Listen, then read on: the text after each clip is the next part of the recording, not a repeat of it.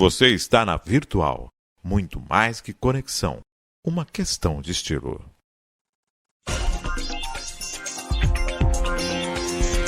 Virtual News.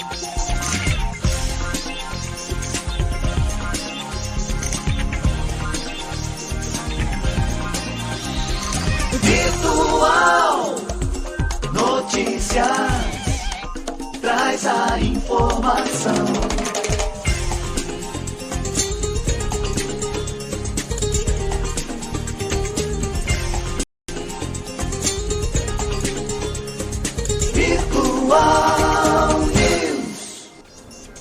9 horas e 53 minutos, já estou meio puxão de orelha aqui, falando na abertura do programa, não posso, né? Já estava aberto os microfones, né? Já puxa a orelha.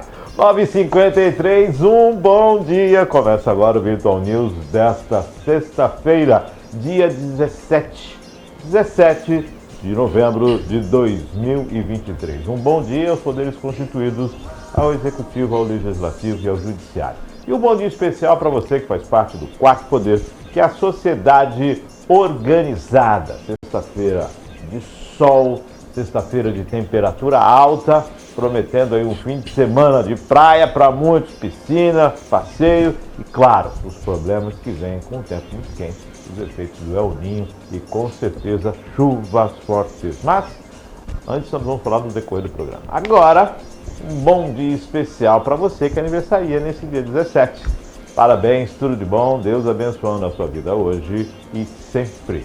Feliz aniversário! Sexta-feira, participação de André Lima na direção e nos... Perdão, André Santos, eu estou trocando os Andrés todos. Eu troquei o André Lima pelo André Santos, agora fiz a inversão. Ou seja, está tudo igual agora, né? Está empatado. Está tudo empatado. Hoje, André Santos na direção e nos controles, Maria Clara. Bom dia, André. Bom dia, Maria Clara.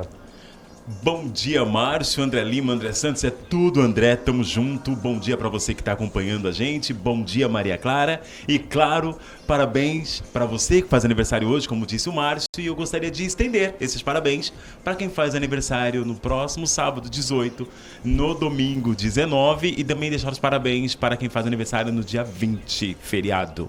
Segunda-feira, feriado? Segunda-feira, feriado. Aliás, um final de semana aí, como você disse, de calor, para quem puder pegar praia, para quem puder pegar piscina, mas principalmente de muito turista chegando aqui na região da Baixada Santista para aproveitar aqui na região esse feriado.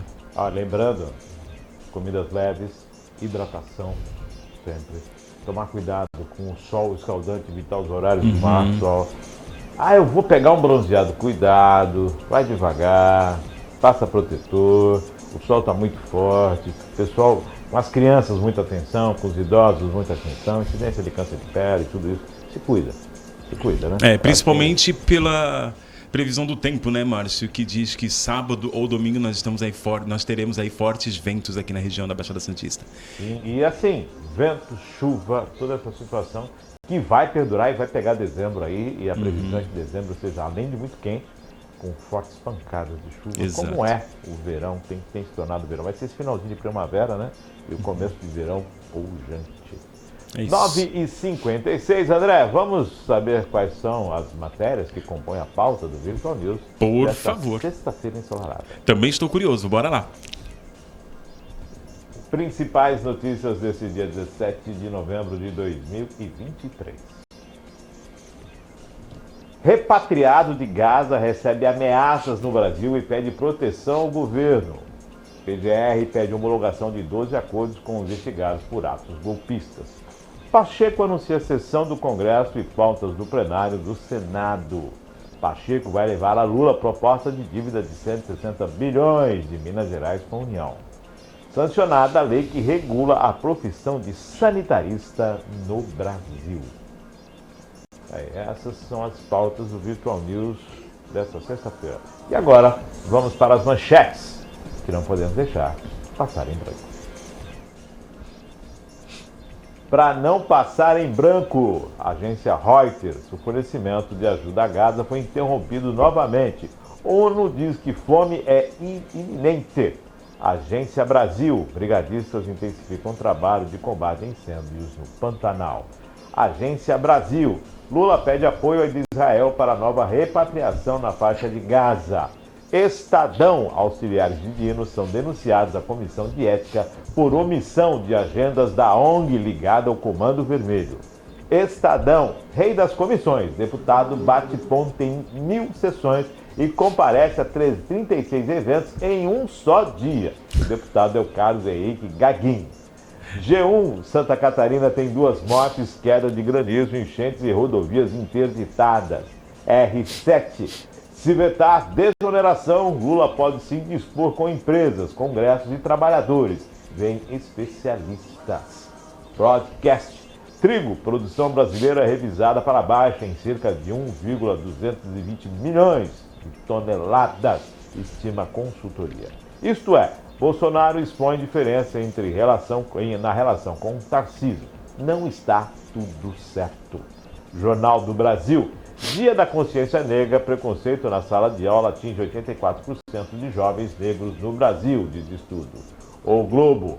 Pior está por vir. El Niño vai agravar o clima extremo no Brasil em dezembro. Entenda. Está aí a manchete de O Globo. André. Não, são vários assuntos, né, Márcio? Como você mesmo diz, que não pode ser passado, não pode ser deixado para trás, não pode passar em branco. Eu aí sustentaria ainda um assunto que está bastante latente na nossa sociedade, que é principalmente o fato da guerra na faixa de Gaza com Israel. Lembrando que nós temos uma guerra paralela, né, que ainda está acontecendo lá entre uma Ucrânia. Com mais idade. Essa vai pro segundo exatamente, que é lá mês, né? Ucrânia e Rússia. E também, claro, essa necessidade do Brasil em repatriar mais pessoas que estão lá nesse lugar, querendo sair. É uma situação ainda complicada. A fome iminente nessa região, que foi levantada mais uma vez pela ONU, e esse problema, né, de fecharem realmente a entrada de ajuda humanitária nesse local. Eu levantaria a questão desses incêndios na Amazônia, dos brigadistas tentarem apagar esses incêndios na Amazônia, que está uma coisa bem séria.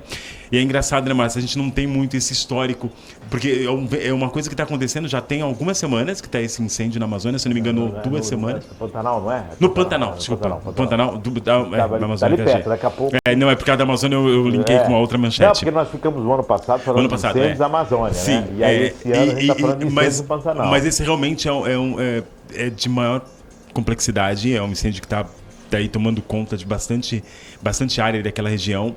Eu traria também o fato dos ministérios lá, por conta daquela Luciana, se não me engano. Nossa, fugiu. Da primeira dama do crime lá, e agora os você deputados. sabe que você tocou nas mais polêmicas. Mas todas que você trouxe aí são polêmicas, que a gente vai passando rápido, a gente vai querendo linkar, trazer, mas é isso. Eu acho que essas são bem interessantes. Vamos seguir o teu raciocínio. Você gosta dessa questão também de relações internacionais, e direitos humanos, principalmente. O Brasil, o Lula ficou acho que 40 e poucos minutos conversando com o presidente de Israel no telefone. Porém, Janja gravou um vídeo em que a primeira-dama, acho que da Turquia, fez lá uma União Unidos, não sei, alguma coisa relacionada pela guerra, pela paz, alguma coisa assim, e Janja fez um vídeo no qual ela fala das atrocidades de Israel na Palestina, na faixa de Gaza. Em nenhum momento no vídeo ela cita os israelenses que foram mortos e os brasileiros que foram mortos no atentado feito pelo Hamas. As pessoas, alguns analistas já observam que esse posicionamento já desagrada. É um vídeo que, na verdade, representa uma situação muito delicada. Tanto é que o presidente Lula está forçando com o presidente de Israel, tentando fazer com que se tenha a segunda lista para que os refugiados, retiradas de Israel. O que, na verdade, tem uma dificuldade muito grande. O que acontece? Vamos voltar aqui no tempo. Primeira lista, quase 30 dias para ser saída. Foi uma coisa bem demorada, um pouquinho mais de 30 dias. Tem 3.500 pessoas aguardando para serem repatriados nos países. Na primeira lista. Então, somente após 3.500 serem repatriados que começa a segunda lista. E o fato de ter a segunda lista não quer dizer que ela vai acontecer. Muito pelo contrário. Todos que estão na TV vão passar por toda uma dificuldade. E num momento de muita dificuldade, você observa a Janja comentando, fazendo e quase que assinando um documento, ia assinar um documento, alguma coisa assim. Essa informação eu não fiquei sabendo, mas... Chegou assim, tá viralizando. E por quê? Porque chama muito a atenção pela diplomacia e o posicionamento da primeira-dama de Israel. Da primeira-dama, não, a primeira-dama do Brasil e em relação principalmente, também. Aos países, às primeiras-damas dos países árabes. Tá. Há uma situação muito complicada nisso aí agora, que traz um desgaste político. E claro, quem faz política internacional se chama Itamaraty, sobre as ordens do presidente. Principalmente as ações. Na verdade, a primeira-dama Janja, ela gravou essa reunião e ela chegou a publicar isso. Ela publicou esse vídeo. Ela fez um vídeo para a reunião. É antiético. É bastante antiético. É como você disse, a diplomacia do Brasil tem esse respaldo, tem autoridade e tem principalmente credibilidade para estar fazendo esse tipo de coisa. Acho que a partir do momento que ela faz isso, ela se coloca como pessoa cívica e ela está lá como primeira-dama.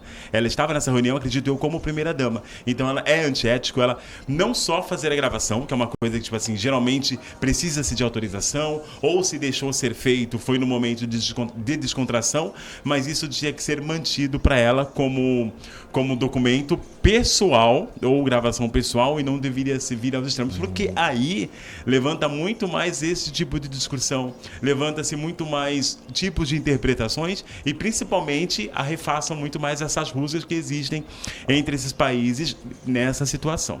Ali ia assinar um documento, emitido depois do encontro, chamado Unidas pela Paz na Palestina, promovido pela primeira-dama da Turquia, Emine Erdogan, em Istambul. Janja enviou um vídeo para se fazer presente na reunião entre cônjuges de uma quinzena de líderes mundiais na tentativa de fazer um apelo humanitário em nome da população de faixa de Gaza. Ela e a venezuelana Sila Flores, mulher do ditador Nicolás Maduro, eram as únicas não muçulmanas. E aí que tá. Ela comenta sobre o vídeo, só que no vídeo revela a preferência incompatível com a posição de diplomacia brasileira, assinado um documento que seria temerário. No entanto, pelo que diz o texto, mas pelo que não diz, a barbárie dos ataques do Hamas. Não é a condição o presidente da Turquia. Nossa, então realmente aqui dá uma estremecida, e justo ontem que o Lula conversou 42 minutos com o presidente de Israel. Eu acho que esse vídeo fez parte também do diálogo. É complicado, porque assim, qualquer tipo de agenda, tanto do Lula quanto da primeira-dama, quando diz respeito a assuntos internacionais, o Itamaraty ou os agentes diplomáticos brasileiros, eles precisam montar essa agenda, precisa ser seguido regras, e essas regras têm que ser seguidas à risca. É como eu disse, se houve essa reunião, ela participou, o Brasil estava bem representado, legal que ela esteve nesse lugar de debate com essas primeiras damas, mas eu acho que, tipo assim, a gente perde a credibilidade quando a gente tem a primeira-dama não só gravando essa reunião, mas principalmente fazendo a divulgação sem mesmo um direcionamento e sem ter um porquê. Para eu trazer mais sobre isso, uma análise mais concreta, eu vou esperar para ver o que está acontecendo, para saber o que foi dito, o que foi feito, porque a gente consegue desenrolar o que pode acontecer e qual tipo de rusgas isso pode levantar ainda mais. Vou pegar aqui na história, eu vou citar alguns nomes aqui de primeiras damas, Ruth Cardoso, né? Excelentíssimo. A esposa de Juscelino Kubitschek, Sara Kubitschek. A gente tem aí linhas, né, que as pessoas podem nortear e entender qual é o posicionamento de uma primeira-dama. É um assunto sério, é um assunto necessário. É indiscutível que crianças estão morrendo, que inocentes estão morrendo e que isso tem que parar. É indiscutível. Só você pode ter um lado. O lado é da vida, e entender também as vidas que foram tiradas e as atrocidades que foram feitas. Não dá para simplesmente falar, tem que parar agora. A gente tem culpados nisso, e esses culpados eles precisam responder pelas suas ações. Existem culpados. Então esses culpados que precisam ser responsabilizados. Não dá para agora, e da mesma forma que eu escuto o Putin falar, vocês precisam conversar, e ele está invadindo a Ucrânia. Que não foi que foi reprovado, né? Porque é incongruente. A Ucrânia. Então, é necessário que as coisas sejam colocadas de forma bem prática. Não se pode ter essa manutenção na Palestina. Tem que acabar. E aí a cada invasão, aí fica aquelas guerras, né, de informações. Chega no hospital, se observa um centro de comando, munição e tudo mais, túneis. Aí eu fico me perguntando, os reféns estão nos túneis, a possibilidade desses 200 e poucos reféns serem soltos. Quer dizer, olha o que nós estamos discutindo. Olha a gravidade disso. É muito grave, mas é muito grave. É muito grave mesmo. Eu pergunto se fosse o Brasil tentando resgatar os brasileiros que teriam sido sequestrados. Qual seria a atitude do governo? Qual seria a atitude do brasileiro? Então é muito... Não estou justificando os ataques, porque estão morrendo os inocentes. A guerra é entre Israel e Hamas, não contra os palestinos. Né? E, na verdade, houve esse estupim, né? E que a gente vai discutir o tempo inteiro. Mas acho que para acabar com os conflitos, liberta-se os reféns, cessa-se os bombardeios, e o pessoal do Hamas vai ter que se colocar à disposição para receber as penalidades. Exato. Essa guerra acabou... Nós temos os lados, né? E essa guerra, ela acabou... Essa situação acabou transformando num emaranhado de culpados, mas realmente foi o Hamas, um grupo, né, radical, que realmente começou com essa guerra e foram atrocidades absurdas que eles fizeram, por mais de 1.200 naquele primeiro dia, no primeiro final de semana, entre palestinos, israelenses, civis, que morreram nessas atrocidades. Israel, eu acho que um contra-ataque, eu acho que naquele primeiro momento seria a maior resposta, sim, porque eles estavam lidando com pessoas que não tinham nada a perder, mas eu acho que isso não é nem tomar um lado, mas acho que tomou uma proporção tão gigante que aí fica esse ping-pong de acusações, principalmente sobre os órgãos das Nações Unidas, né, que é um órgão que pode discutir essa guerra, que poderia trazer uma situação mais plausível. E nesse sentido, eu até falo que a fala do Lula vem muito a calhar quando ele diz que a ONG realmente perdeu o sentido das coisas e acabou ficando arcaica, porque não consegue, porque a intenção da criação da ONU é realmente conversar sobre conflitos com a intenção de acabar com conflitos, e isso não tem acontecido desde que foi criada há quase 70 anos atrás.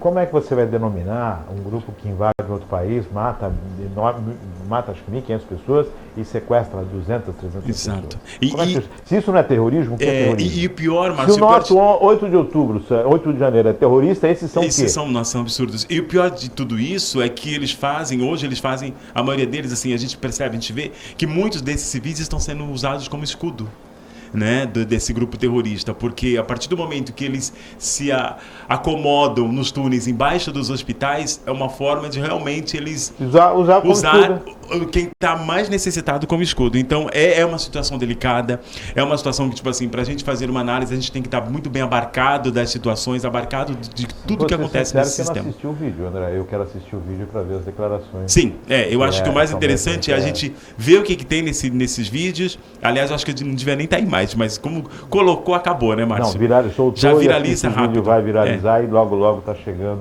e isso é... Bom, outro assunto aqui também, essa questão de que auxiliares de Dino são denunciados à Comissão de Ética por omissão de agenda com ONG ligada ao Comando Vermelho. Além dessa questão da ONG, foram gastos para essa senhora que esteve aí na capital do país, dentro dos órgãos públicos. Isto foi custeado com dinheiro público, mais de 6 mil reais entre passagem e hospedagem. Quer dizer, além da questão da agenda, nós estamos falando de financiamento aí de dinheiro público do Ministério, e por isso é que a gente fala que a estrutura ela tem que ser muito bem preparada e as questões têm que ser muito bem analisadas. Olha só, além do recebimento pelo Ministério da Justiça, há também um comprometimento com as ações do Ministério agora há pouco criado e o recebimento por parte ou melhor, a disposição por parte desse Ministério de valores de custeio para essa viagem e a participação de eventos. Na verdade é isso, é uma das questões que eu ia levantar também, porque precisa se tomar muito cuidado, órgãos de justiça, órgãos dos direitos humanos, e essa pessoa que entrou, ela está em liberdade, mas está respondendo um processo, é muito grave o posicionamento dela na sociedade e, infelizmente, a gente percebe que alguém, Márcio, na verdade, eu estava lendo um pronunciamento de alguns repórteres esses dias e analistas políticos que houve-se a falha, é fato, é nítido, tanto que um próprio subordinado do ministro Flávio Dino, ele se pronunciou pedindo desculpas pelo erro, mas realmente quando se vai acessar esses espaços, é tudo tão sistemático, né? Quando a gente pensa, porque assim, para quem não sabe, acessar um órgão dos ministérios ou um órgão lá em Brasília do poder público é muito complexo, precisa passar por uma triagem. Os jornalistas, eles precisam deixar documento, precisam fazer um levantamento, eles precisam fazer credenciamento com muita antecedência, eles são investigados. Então, assim, o que eu só tenho a dizer dessa situação, dessa Luciana, se eu não me engano o nome dela, é que realmente alguém abriu as portas. E aí, quando a gente fala em alguém abriu as portas, a gente tem que tomar muito cuidado, porque o crime organizado ele está se infiltrando nessas esferas de poder.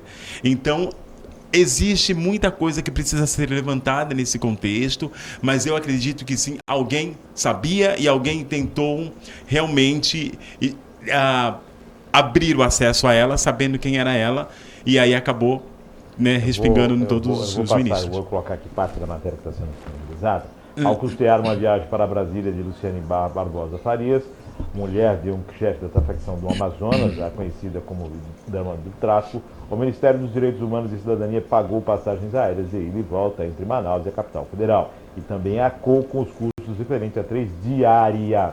Ao todo, o desembolso de verba pública para o Luciane participar do encontro de comitês e mecanismos de prevenção e combate à tortura realizado nos dias 6 e 7 de novembro foi de R$ 5.909,07. R$ 1.047 foi de diário, o restante foi de passagens aéreas. Foi feito pelo Ministério dos Direitos Humanos e Cidadania. E agora, José? E eu acredito, eu vou ser bem franco, eu acredito que nem o próprio Almeida, o Silvio Almeida, de Direitos Humanos, e nem o Flávio Dino, de Justiça, sabiam quem era essa pessoa, mas realmente, para ela chegar até ali, ela foi investigada. Então, alguém realmente ludibriou todas essas informações para que ela tivesse esse acesso, e a gente tem que tomar muito cuidado com o crime organizado. Engraçado que quando a ministra lá, viajou para assistir o jogo de São Paulo, de Marielle Franco, que a assessora dela lá fez uma declaraçãozinha e papapá, exonerou. Até agora ninguém caiu. Nesse caso aqui eu não vi ninguém cair. E lembrando que a caneta é do Dino. Mas eu acredito que isso já devia ter acontecido, porque é uma falha muito grave. Em 2 ministérios. Mesmo, né, cara? Na Justiça e de Direitos Humanos. E aí muito agora complexo. Pega, agora quem cai? Qual é a cabeça que vão dar agora? Eu não lembro o nome do diretor que jogou para ele. Ele chamou para si, o erro foi meu. O erro foi meu e realmente... Que o Dino estava sendo até cotado para ir para o Supremo, estava fazendo esse movimento. Exato, agora, que acabou. Eu acho que essa possibilidade não existe mais, principalmente por essa falha no próprio ministério que ele direciona. Bom, tá aí, então essas foram algumas de hoje, tá muito bem recheadas essa questão. Eu digo o Bolsonaro com diferença com o Tarcísio, é claro. Quem tá com a caneta é o Tarcísio. Ele tá bem revoltado, né? Eu brincalhão hoje, né? Mas tá certo, quem tá com a caneta é o Tarcísio. Maria Clara, hora de lá, fala menos. 10 horas mais 16 minutos, vamos para a pauta do News? Vamos para a pauta do News. Bora lá. E agora, ela já me fez o sinal ali, tá vendo? Isso é muito bom, obrigado. Vamos falar agora a respeito do repatriado, né? Que é um palestino naturalizado brasileiro, que vive há mais de 10 anos no Brasil, e que estava lá na Palestina, lá em Gaza, quando explodiu esse conflito, e que voltou para o Brasil e está sendo ameaçado, recebendo ameaças e tudo mais. Então vamos saber essas informações que vêm da Agência Brasil. Repatriado de Gaza recebe ameaças no Brasil e pede proteção ao governo. Após desembarcar no Brasil na última segunda-feira, dia 13, o palestino com cidadania brasileira, Hassan Rabi, e a família passaram a receber ameaças pelas redes sociais. De acordo com a advogada do Rabi, o número de ameaças já passou de 200 e informou que circulam na internet vídeos com recortes do momento em que repatriados de Gaza, quando foram recebidos pelo presidente Luiz Inácio Lula da Silva e ministros. Hassan Rabi, 30 anos, ficou conhecido por divulgar vídeos e mensagens mostrando os bombardeios na faixa de Gaza, estragos e as dificuldades enfrentadas pelos brasileiros para conseguir água, comida e sair da região do conflito entre Israel e o Hamas. A defesa apresentou pedido para que Hassan seja incluído no programa de proteção dos defensores de direitos humanos, coordenado pelo Ministério dos Direitos Humanos. Hassan e a família receberam apoio psicológico pelo Instituto Pró-Vítima, em São Paulo, onde vivem. Naturalizado brasileiro, Hassan Rabi trabalha como vendedor na cidade de São Paulo há 10 anos, desde que resolveu deixar a Palestina por causa dos conflitos com Israel. Ele foi a Gaza para visitar a família com as filhas e as esposas brasileiras, quando o conflito teve início no dia 7 de outubro. A Agência Brasil procurou Hassan para falar sobre as ameaças, mas ele preferiu não se manifestar. Tá aí. As informações são da Agência Brasil. Hassan está sendo ameaçado. É isso que nós não gostaríamos que acontecesse, né, André? A preocupação sempre com essa questão das falas, do conflito, há vítimas de todos os lados, há algozes de todos os lados, e a preocupação é nesse sentido, né? Mas realmente é muito preocupante, isso está em todas as matérias, é um dos assuntos mais comentados nas redes sociais, porque são ameaças gravíssimas, Hassan Rabi, para quem não sabe, ele acabou se tornando uma figura evidente durante esse conflito, porque todas as matérias, é muito engraçado que a maioria das matérias e das imagens e das informações que a gente tinha aqui no Brasil em relação ao que estava acontecendo nos bunkers e principalmente nesses trajetos para sair da faixa de Gaza e atravessar a fronteira, a maioria dessas informações, até que os repórteres das emissoras chegassem nesses lugares, a gente recebia através de Hassan Rabi. Então ele acabou se tornando um grande divulgador e principalmente um grande disseminador das informações do que estava acontecendo. Tanto que o Ministério dos Direitos Humanos decidiu colocá-lo na lista de protegidos, como você disse, atual como de ministro de Direitos Humanos, porque realmente essas ameaças são preocupantes. E infelizmente um rapaz que passou por tudo que ele passou, como você disse, ele passar por toda essa situação lá na faixa de Gaza e com 2 filhos e agora tentando repatriar mãe e irmã, né? Porque ele deixou mãe e irmã lá e aí ter que lidar com essa situação aqui. Ele está com o psicológico muito abalado. Eu estava vendo umas matérias, inclusive ontem, sobre isso, de que ele está com medo de sair de casa. Ele está trancado literalmente e aí fizeram até um paralelo. Ele saiu daquele país, ficou preso durante tanto tempo nos bunkers, tentando fugir, tentando se proteger, e aqui ele pensou que pudesse ter liberdade. E aí não tem nem liberdade de expressão, quanto mais liberdade física. E é bem complexo, é bem complicado. É uma ação difícil. Olha só a situação em que o Brasil se encontra, né? Você, parabéns pela sua observação. Lutou pela liberdade aqui, lá e aqui não tem condições de sair de casa. E vale lembrar, Márcio, que tipo assim, apesar de estarmos nas redes sociais, a gente, né, esse boom de informação, a gente publica tudo que a gente acha direito e acha que tem razão em publicar, mas esse tipo de coisa ameaça. As redes sociais não estão livres delas. E principalmente a justiça também pode pegar, ou seja, já existe um trabalho de investigação, já sabem quem são essas pessoas e estão aí agindo para que elas respondam e que elas realmente sejam, né, chamadas a depor ou presas ou, sei lá, alguma coisa vai ser feita, mas o que eu quero dizer é que você publicar nas redes sociais não te livra dos prejuízos. Perfeito, você é responsável por tudo. As responsabilidades são suas. Olha só, você tem a Polícia Federal que essa semana prendeu o 3º investigado naquela questão do grupo terrorista ligado se não me engano, foi o Hezbollah, se eu não me engano. Tá. Aqui no Brasil. Terceiro, que estavam aí de acordo com as oposições, estavam se preparando para cometer atos contra a comunidade judaica. E aí você tem o palestino que chega ao Brasil, naturalizado brasileiro, que é brasileiro, e está no país e agora recebe ameaças na internet. Quer dizer, gente, o conflito está vindo para cá, não é porquê, né? Não tem esse motivo, muito pelo contrário, o Brasil tem que apaziguar. E o pior o pior é que não são muito graves, Marcos. A gente conversando aqui, sai com essa facilidade de falar recebendo ameaças, mas são ameaças muito graves. São ameaças de morte em relação a ele, em relação à família. E as pessoas que estão publicando essas mensagens afirmam que sabem onde ele está, sabem que as horas deles estão chegando ao fim, que o tempo dele está contado e que ele não vai ter paz enquanto ele estiver aqui no Brasil. É muito radical, é muito louco isso. Cruel. É cruel. Mas enfim, vamos observar e ver o que a justiça vai trazer de informação pra gente aí nas próximas horas. 10h22 e a PGR fez um acordo aí com os 12 dos condenados, dos investigados, pelo 8 de janeiro, né? Dos atos golpistas. Vamos acompanhar então que ela está tentando aí pedir a homologação desses acordos. Vamos às matérias que é da Agência Brasil. A Procuradoria-Geral da República, PGR, apresentou ontem ao Supremo Tribunal Federal 12 acordos não percussão penal a favor de investigados pelos atos golpistas de 8 de janeiro. O grupo é acusado de incitação dos atos. Para assinar o acordo e não serem processados pela PGR, os acusados confessaram os crimes e se comprometeram a pagar multas que variam de 5 mil a 20 mil reais, prestar serviços à comunidade e participar de cursos sobre democracia, além de ter sido proibidos de usar sociais. Provavelmente as redes sociais. Né? Pelo acordo, cerca de 1.100 denunciados têm direito ao acordo por serem acusados de incitação aos atos. Isso aí. Os acordos precisam ser homologados pelo relator dos processos de 8 de janeiro no STF, o ministro Alexandre de Moraes, para ter validade.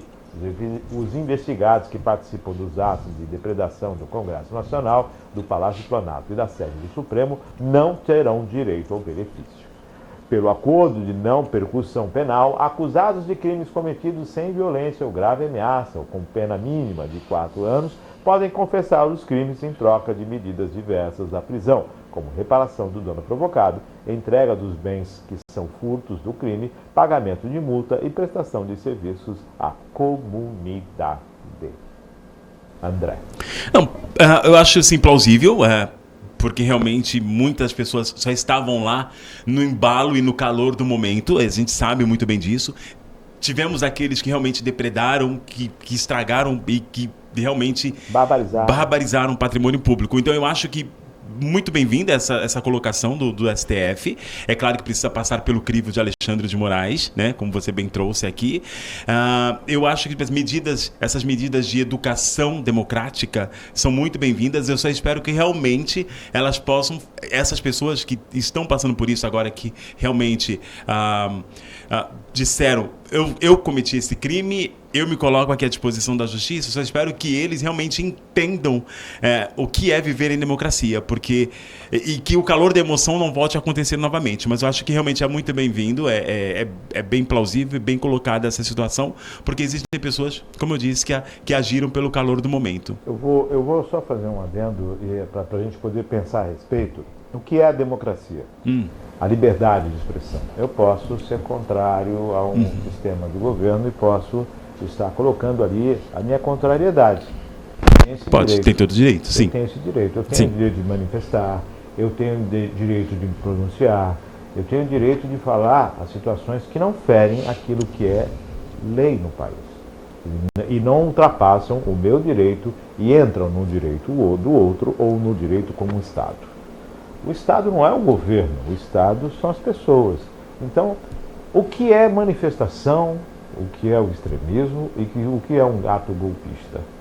O que é a manifestação? Você participar de uma manifestação, você concordando com isso, mas se você não depredou, se você não quebrou, se você não hostilizou, qual foi o seu pecado? Qual foi o seu crime? Estar participando de uma manifestação? Enquanto manifestação ou enquanto ato terrorista? Qual é a linha tênue disso, tudo isso? Eu acho, Márcio, que aí faz muito sentido o que você está colocando entre manifestar e atos terroristas. Eu acho que nesse processo, o processo começou por alguns deles, é claro, como manifestação, como insatisfação. Mas o que acontece, aí quando a gente fala dessa linha tênue de democracia e principalmente de atos, que eu não chamaria de terroristas, mas são atos contra o patrimônio público, eles aconteceram, houve-se uma incitação. tanto é que você diz na matéria que as pessoas que estão... São as pessoas que participaram dessas incitações, mas que não depredaram o patrimônio. Então, eu acho que a partir disso, eles fizeram esse levantamento de... A pessoa, ela não combinou, ela não saiu de casa para manifestar. A maioria delas não saíram de casa só por uma manifestação pacífica, apesar de estar no caminho de tudo isso, eles já saíram de casa pensando, alguns deles, né, incitando e na tomada do poder, na tomada do presidencial, dos ministérios da República. Eu chamo a atenção porque, assim, é um ato terrorista que acabou depredando o Congresso. Perfeito. A gente fala de um ato terrorista que depredou o Congresso, tudo ok? Ok? Nós estamos falando de um ato terrorista que depredou o Congresso. Né? Eu tenho as minhas ressalvas enquanto atos terroristas, mas enfim. Então, o que é isso? É o prejuízo ao patrimônio público. E aí eu me pergunto, quando as pessoas vão e interditam uma rodovia, isso é um ato terrorista? Porque, afinal de contas, a lei dá direito a ir e vir. Ninguém pode interromper. Tanto é que os caminhoneiros interromperam lá e muitos foram julgados. É isso que eu falo. Agora, o que é uma manifestação e muitas vezes uma comunidade vai e interrompe uma rodovia para chamar a atenção para um problema? Como analisar esses dois fatos? Dois pesos e duas medidas? Olha que lugar acaba indo. Não, eu acho que depende muito das interpretações. Das interpretações. Eu estou falando rápido, né? Atropelando palavras. Mas é como você disse, a partir do momento que eu incito uma manifestação, que eu chamo um grupo de pessoas para lutar por alguma coisa que me indigna na sociedade. Eu estou indignado com uma ação do governo. E aí eu chamo um grupo de pessoas para nós nos manifestarmos, nós temos todos os direitos de fazer isso. Mas o que a gente não pode é realmente interditar a passagem das pessoas. Então tem que ser tudo muito bem organizado. Eu acho que isso o presidente precisa entender. Vamos parar, vamos fazer a gente chama de manifestação pacífica. É quando você quer rever os seus direitos, você quer brigar por eles e você tem pessoas insatisfeitas e você está insatisfeito e você incita essas outras pessoas para se juntarem a você nessa manifestação pacífica, que é realmente criticar, é brigar com o governo, é andar na avenida. Mas, assim, por exemplo, existem alguns municípios que pedem, ou estados que pedem que você peça autorização para poder usar tantas vias, umas ou outras. Isso, eu acho que até proteção, e eu acho que exatamente, eu acho que a partir daí existe uma comunicação de direito da sua liberdade de expressão, porque aí o município ou o estado ou o responsável por aquela circunferência, ele tem o direito, ele tem que interditar uma parte da rodovia. Isso ele pode. Não parar totalmente a rodovia, que é o que muitas vezes acontece. E aí você tá tirando o direito da pessoa de se locomover. Aí realmente a gente tem que pensar muito bem. Nesse caso, o que aconteceu no 11 de setembro, eles vieram com sangue nos olhos, Márcio. Eles vieram, tipo assim, não foi uma coisa... Eles não vieram querendo... Eu lembro porque, tipo assim, tinha alguns... É que é claro, né? Teve todo o ensaio por trás, teve toda uma conversa que não deu certo. Eu acredito muito nisso. Mas se você perceber a situação, o que aconteceu, eles já quebraram o escudo dos policiais. Eles não respeitaram, apesar de serem poucos, eles perceberam, nós somos em maior número, nós podemos fazer isso, nós temos total respaldo e força para fazer isso. Então eles invadiram, foi uma invasão, não foi uma manifestação. Eu acho que é isso que pega nesse sentido. Perfeito. Bom, e agora vamos falar a respeito do Pacheco, né, presidente do Senado, que semana que vem é uma semana bem nevrálgica para o Senado. Vamos analisar vetos, processos e tudo mais. E Pacheco já começa a movimentação, se preparando para a próxima semana, que é uma semana muito intensa no Senado. Inclusive, tem sessão conjunta, né? Sessão conjunta no Senado. A semana que se inicia no dia 20. Vamos então às informações que vêm da Agência Senado. Pacheco anuncia a sessão do Congresso e pautas do plenário do Senado. O presidente da mesa do Congresso Nacional, o senador Rodrigo Pacheco, anunciou sessão conjunta na próxima quinta-feira, dia 23, na terça 21 e na quarta-feira 22. Haverá sessões no plenário do Senado. As pautas de votação do Congresso e do Senado devem ser definidas até sexta-feira, dia 17. No entanto, Pacheco antecipou alguns itens que podem ser apreciados. Um deles é a proposta de emenda constitucional, a PEC 8 de 2021, do senador Oriovisto Guimarães, do Podemos. O texto estabelece prazo para os pedidos de vista dos julgamentos colegiados do Poder Judiciário e limita decisões monocráticas e pedidos de vista do Supremo Tribunal Federal e nos demais tribunais. A proposição, que já passou por 4 sessões de discussão em primeiro turno, pode ser novamente discutida e colocada em votação na sessão da terça-feira no Senado. Segundo Pacheco, os senadores podem analisar ainda o projeto de lei APL 3.626 de 2023, que regula as apostas da cota fixa em eventos esportivos, também conhecidas como BETs. A matéria deve ser votada na manhã de terça-feira pela Comissão de Assuntos Econômicos e na tarde do mesmo dia pelo plenário da Casa. O presidente do Senado comentou ainda da tramitação da PL 4.173 de 2023, que tributa os investimentos de pessoas físicas no exterior e antecipação de impostos em fundos fechados. Segundo Pacheco, a matéria aguarda a votação no CAI e em seguida vai ao plenário. As informações são da agência Senado. Trabalho. E ainda tem a questão dos vetos, viu? Uhum. Marco temporal, essa questão da desoneração da folha, tudo isso ainda o Senado ainda vai ser sessão conjunta para analisar os vetos do presidente Lula e alguns projetos que foram aprovados. André. Não, Márcio, eu acho que a gente só percebe uma coisa, né? Como a gente está perto do final do ano, eles têm tantos assuntos para serem resolvidos e para serem discutidos e principalmente votados, que aí vai começando a empilhar, e é aquela coisa, né? A nossa morosidade em definir pautas, principalmente pautas importantes como essas, acabam levando tudo para frente, passando para frente, e aí a gente vê esse resultado que muitos dessas PLs, eu duvido que a maioria desses senadores, a maioria dessas pessoas que vão estar nesse lugar de votar, de contra ou a favor, eles vão ter tempo de realmente ler, mas não só ler, mas principalmente destrinchar item por item. Claro que alguns já estão fazendo isso, mas assim, em uma semana você só colocou aqui 3, né? Então assim, em uma semana para ler, rever, trazer emendas ou não e discutir parâmetros e proposituras dessas PLs, eu acho pouquíssimo tempo. Então a gente só percebe que o fim do ano está chegando, então vamos correr, vamos acelerar o processo para que a gente consiga realmente ter um pouquinho de liberdade. Lembrando que o processo das BETs, né, o projeto das BETs, é analisado de manhã pela comissão e à tarde vai para o plenário. Então, entendeu? Tem uma ideia da velocidade que está. Entendeu? Né? Eu acho que o problema é isso, aquela coisa, tipo, a gente acaba deixando tudo para depois, e aí a gente fica atropelando. Eu acho que, na minha concepção, é atropelar as falas, atropelar não as falas, mas principalmente as pautas e tentar passar tudo de uma vez por todas. Passar rápido, sabe? Rápido demais. Vamos, muito rápido. Vamos fazer isso aqui, vamos fazer isso. Então, eu acho que esperar para ver o que vai acontecer na semana que vem, como é que vai ser discutida e realmente se esses parlamentares terão tempo de ler. Eu espero sinceramente que eles aproveitem o final de semana e o feriado para que a gente sabe que isso vai acontecer, né? Para estudar essas PLs. Eu faria isso se fosse eu, mas vamos ver. Bom, não vou nem comentar. É óbvio que não. É óbvio que não.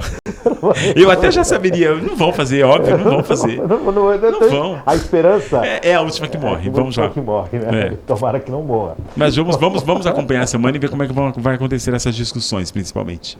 Bom, e ainda falando sobre o presidente Pacheco, né, o presidente do Senado, Rodrigo Pacheco, está preocupado com a questão da dívida de Minas Gerais, de 160 bilhões com a União. E o Pacheco já vem se mobilizando e vai tentar levar também o presidente Lula. Vamos conversar, olha vamos só. Ler.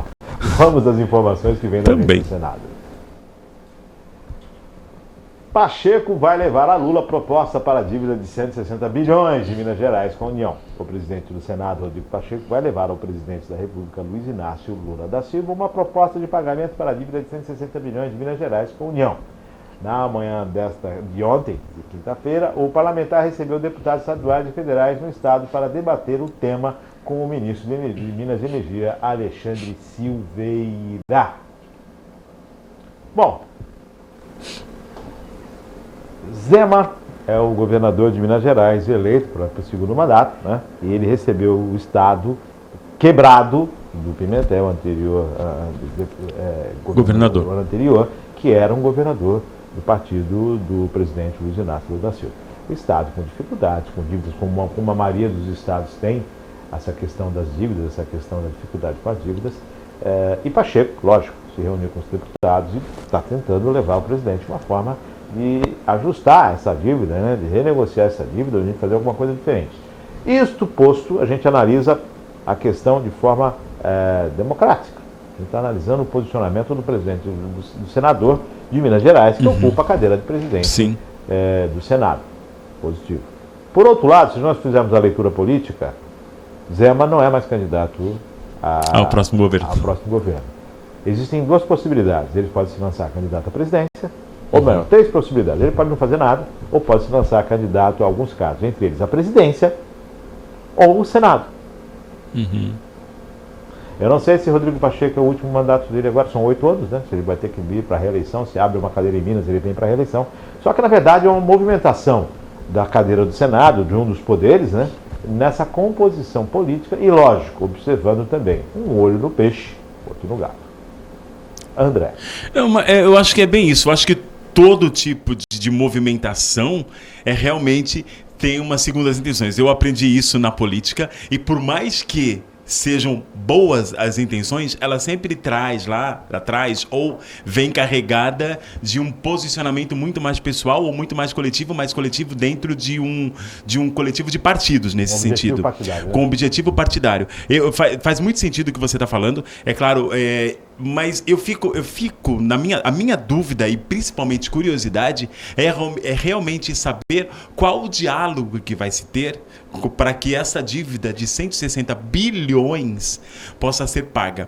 Ou, de repente, e aí essa minha dúvida me leva para o lugar de vamos de repente colocar essa dívida para debaixo do tapete e aí vamos de repente ver o que pode ser feito, sabe aquela moeda de troca, aqueles acertos políticos, bom, o Estado me deve tanto, né, para a União, então a gente tem essas intenções porque a gente sabe, a gente vive em movimentos políticos o tempo inteiro, como é que a gente pode amenizar essa dívida ou até mesmo extingui-la para que a gente realmente consiga lá na frente um lugar mais cômodo para que a gente consiga agir melhor.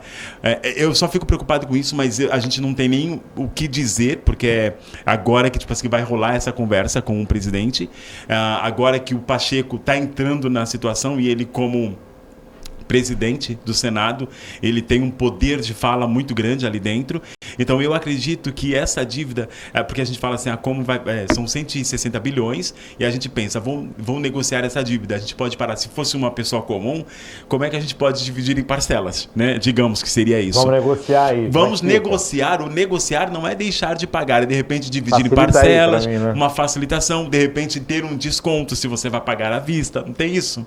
Neste caso, nós estamos vendo um desenhar de como que a gente pode extinguir essa dívida e facilitar a situação nesse lugar. Eu estou desenhando uma análise bem crítica e política. Eu vou fazer aqui um questionamento que eu nem sei se cabe, mas tudo bem. Será que essas dívidas do Estado, se estiver inadimplente, impede as emendas impositivas de chegarem lá, as emendas... Aquelas que eram emendas de relator, que era o orçamento secreto, será que impede que cheguem? Será que se não tiver em dia, se tiver atraso com um compromisso com a União, as emendas acabam não tem um senão? Será que tem algum impedimento nisso? O que será que acontece, né? Fica aí a pergunta. Afinal de contas, o presidente do Senado tem uma condição muito maior que os outros, que os demais, né, pares, sobre essa questão das emendas do relator, né? Nós estamos falando de muito dinheiro, né? E, de repente... tudo isso pode vir abaixo. Eu não sei se tem algum link. Eu acho que não se linka as emendas impositivas com essas dívidas. Eu acho que não se linka, mas... Se tem dívida, se não está em dia, você não pode receber. Eu acho que uma coisa não altera a outra. Porque para os municípios, quem não tiver em dia não recebe emenda. Eu acho. Na verdade, eu não tenho certeza disso, mas faz muito bem colocado essa sua fala. Eu só acredito que a gente precisa ficar de olho para saber qual tipo de negociação, qual é o tipo de defesa em relação a essas dívidas que o Pacheco vai trazer em relação na União. E, claro, olhar a movimentação da oposição. Porque a gente vai ver como é que eles vão, qual vai ser o levante. E aí, a depender desse levante, como é que ele vai ser amenizado lá na frente. Você vê que são jogos. São jogos. Enfim. Minas Gerais, quem te conhece, esquece jamais. Mas 160 bilhões de dívida para um estado como Minas Gerais é bem complexo, porque Minas Gerais é um estado que eles não têm é um estado rico, é um estado que tem, mas não é mais um estado latente em relação Tem ao toda uma poder dificuldade, financeiro. Precisa Entendeu? Tem uma dificuldade muito um número grande. de municípios muito grande também. Exato. 10 horas mais 48 minutos. Sanitarista. A gente vive falando que no Brasil há uma questão de saneamento básico que é necessário, né? E essa questão do saneamento básico, a gente lembra do que é o profissional sanitarista, né? Profissional sanitarista. Bom, 2023, sancionada a lei que regulamenta a profissão de sanitarista no Brasil. Vamos às informações que vêm da Agência Brasil. O presidente da República, Luiz Inácio Lula da Silva, sancionou ontem a lei que regulamenta a profissão de sanitarista no Brasil. A norma, assinada hoje em cerimônia no Palácio do Planalto, ontem, define que o sanitarista tem a tarefa de planejar e coordenar atividades de saúde coletiva nas esferas públicas ou privadas. Também, de acordo com a lei, esses profissionais devem possuir cursos de graduação, mestrado ou doutorado na área de saúde coletiva ou serem graduados na residência médica em saúde coletiva. Aqueles com certificado de especialização na área também podem exercer a profissão. Já os formados no exterior deverão validar o diploma no Brasil. Pelo texto, cabe aos profissionais identificar, pesquisar, monitorar, registrar e processar as notificações de risco sanitário, de forma a assegurar o controle de riscos e agravos à saúde da população. André, não sei como é que ficou, está reconhecido, agora não sei como é que tem essa questão do piso salarial, qual é o piso da categoria. É isso que eu ia falar, porque a gente tem a gente tem uma até hoje, né? A gente tem essa lacuna aí que está acontecendo em relação com os enfermeiros, mas assim, eu acho que primeiro de tudo, eu acho que sancionar essa lei, eu acho que é bem-vinda em relação a esses sanitaristas que já existem, mas que eles não estão no devido lugar de direito, né?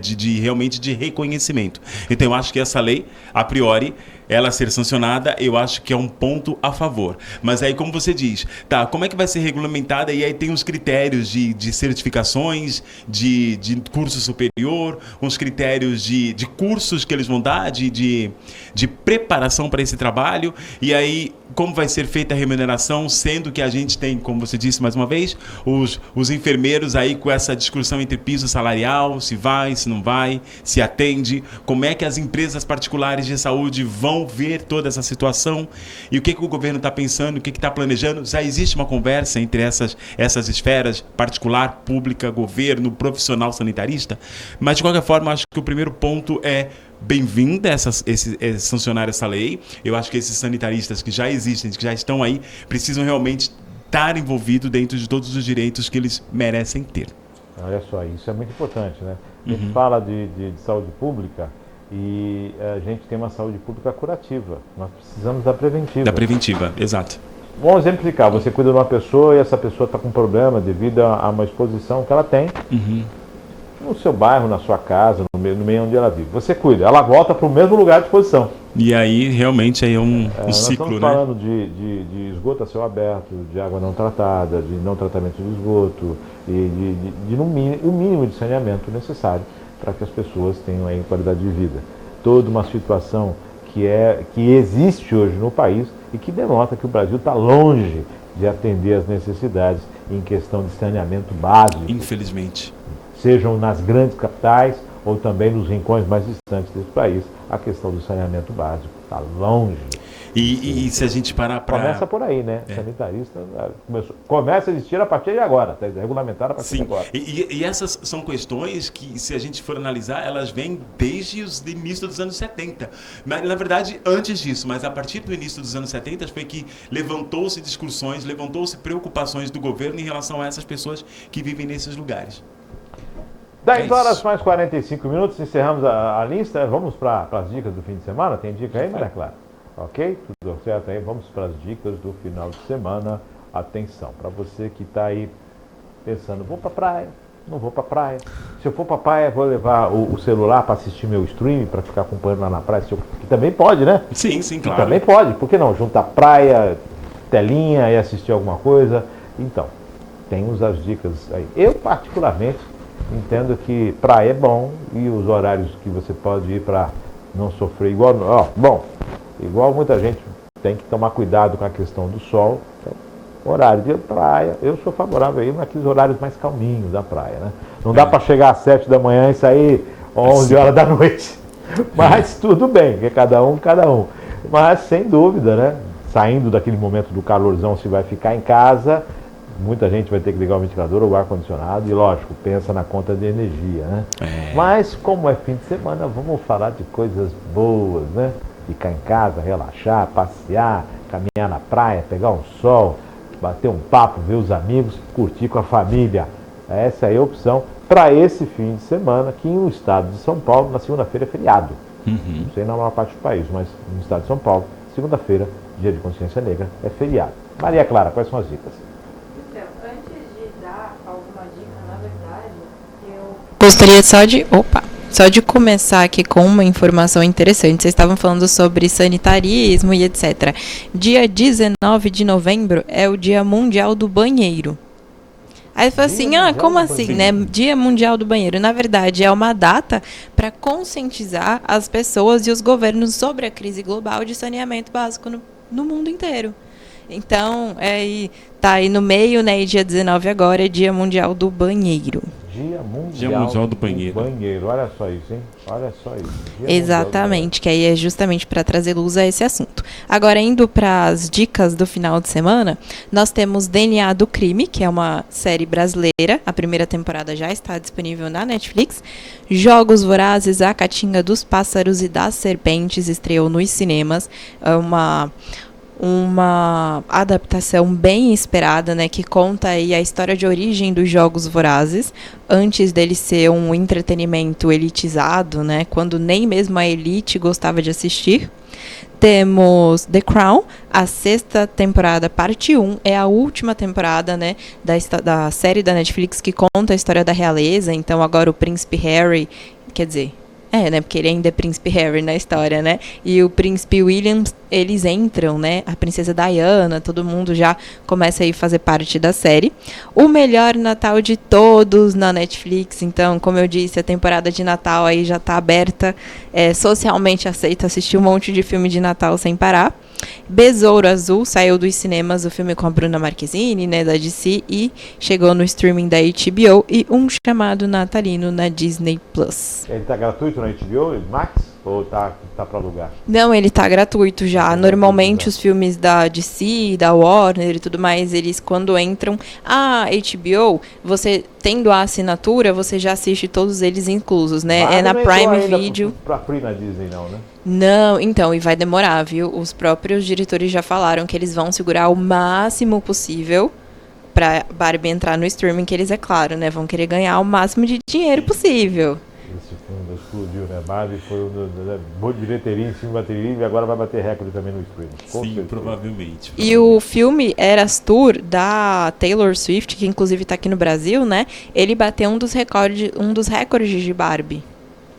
Na estreia, assim, não, claro, ele não chegou na casa dos bilhões e provavelmente não vai chegar. Mas ele chegou com uma expressão bem importante, assim, nos cinemas. Mas não é aquela, né? Bateu Barbie quando ela estava no seu 63º dia. Não é isso, não.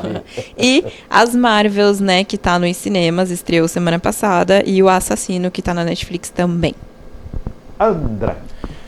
Eu acho que a Maria trouxe bastante coisa para quem quer ver o que está nos streams, o que está no cinema, o que está na TV. Eu acho que eu convidaria todos vocês, principalmente quem está aqui na cidade de Cubatão, a acompanhar a programação que já vem desde o final de semana passado acontecendo em relação ao dia, a semana e principalmente ao mês da consciência negra. Hoje, dia 17, a partir das 14 horas, ali na Pedro Costa, como é que é o nome daquela rua lá no final? Você fala... na rua do Poupa Tempo. Na rua do Poupa Tempo. Fernando Costa. Fernando Costa. Na rua Fernando Costa vai acontecer hoje um ato solene com alguns homenageados do prêmio Zumbi dos Palmares, que são negros que se destacam na sociedade cubatense e vão estar sendo homenageados pela Prefeitura Municipal de Cubatão em comemoração ao Dia da Consciência Negra, que é dia 20 de novembro. Eu acho que o mais importante é isso e, claro, para quem está aqui na Baixada, aproveitar também as praias, como o Márcio já disse, o calor está legal, interessante, e tomar cuidado, muito cuidado com essa mudança climática que é frio, é vento, é chuva, é calor, e se proteger. presta atenção no temporal. Em tempo fechou, cuidado, atenção, muita atenção. A incidência de raios também na região é muito grande. É isso. Toma muito cuidado. 10h51, chegamos ao final, André. Mas Sextou. chegamos. Sextou com um dia extra, né, Márcio? Que a gente tem um final prolongado. E eu quero agradecer mais uma vez pela participação de estar aqui com vocês. Agradecer a Maria Clara e agradecer principalmente você que acompanhou a gente até agora. E lembrando que daqui a pouco tá aí nos streams, nas redes sociais. É isso aí. Streams, a gente vai chegar lá um dia. Com certeza. Agradecendo ao André, agradecendo a Maria Clara. Lembrando, como bem disse o André, os quadros estão à disposição nos canais, né? Seja no canal do YouTube, nas redes sociais e também no site da Virtual, rv1.com.br. Mas e o radiovirtual.com.br com 2 L's? Acabou? Não. O RV1 é uma forma muito mais rápida de você digitar e alcançar o conteúdo também no site da Virtual. Agradecendo a André, excelente fim de semana, André, estendido, Maria Clara, excelente fim de semana, e a você, tudo de bom, fique com Deus e até segunda-feira. É feriado, mas tem Virtual News, se Deus quiser.